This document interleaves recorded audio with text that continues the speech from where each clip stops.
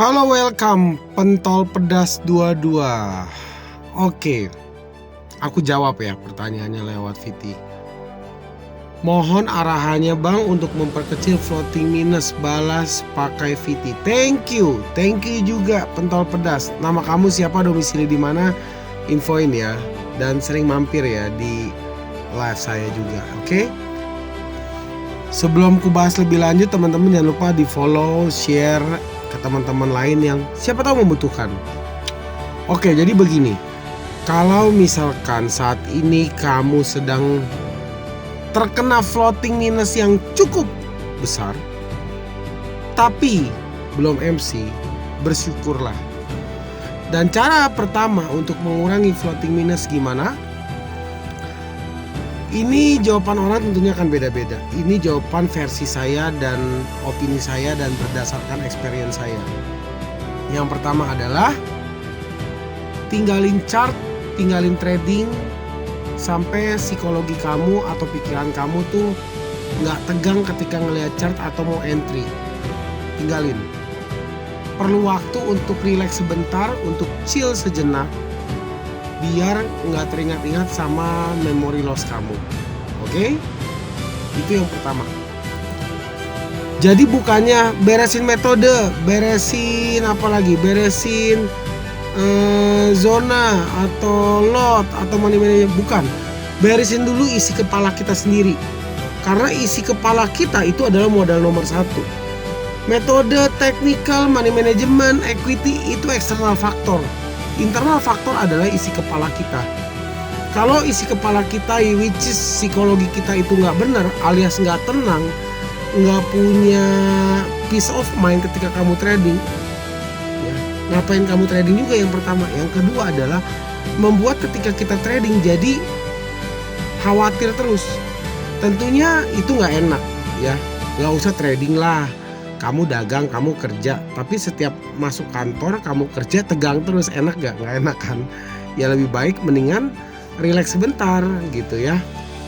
Nah nanti setelah sekian waktu, katakan 1 minggu, kamu udah chill, udah santai, udah relax, ngelihat minusnya kamu nggak traumatik, kamu nggak tegang, baru kamu lihat market.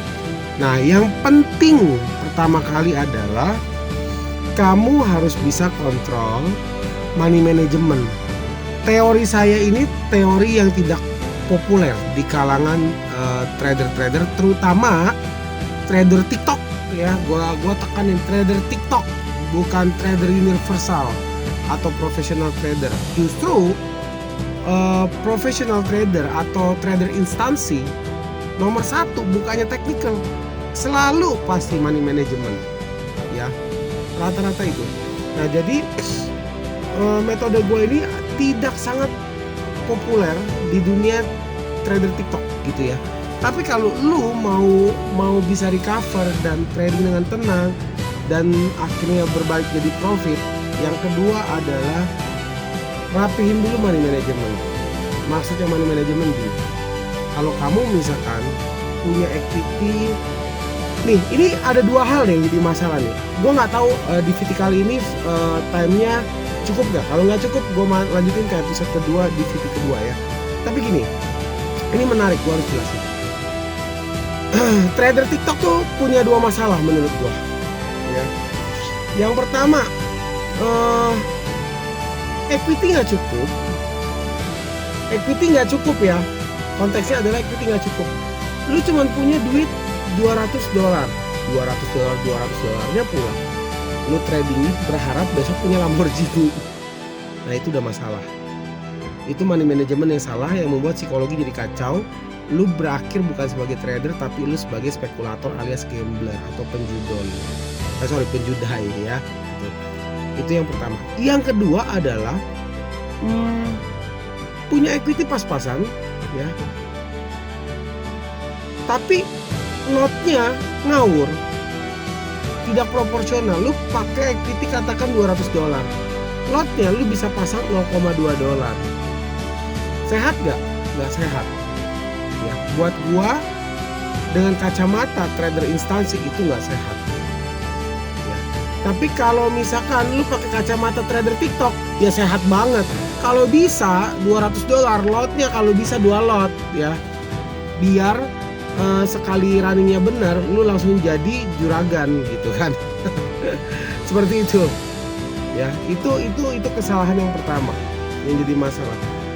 Yang kedua, gue lihat di trader TikTok itu banyak nih, lu punya equity $2.000 misalkan, tapi yang di top up itu 200. Nah udah 200 gini, isi kepalanya sama tindakannya nggak sinkron guys. Jadi maksudnya gini, $2.000 di kepala dia itu idealnya katakan pakai lotnya 0,2 lot ya. Ini kita bicara trading saham ya. Tapi yang diinjek $200, dia berpikir kan gue punya cash management $2.000, gue injek $200, dia masukkan equity $200, lotnya 0,2.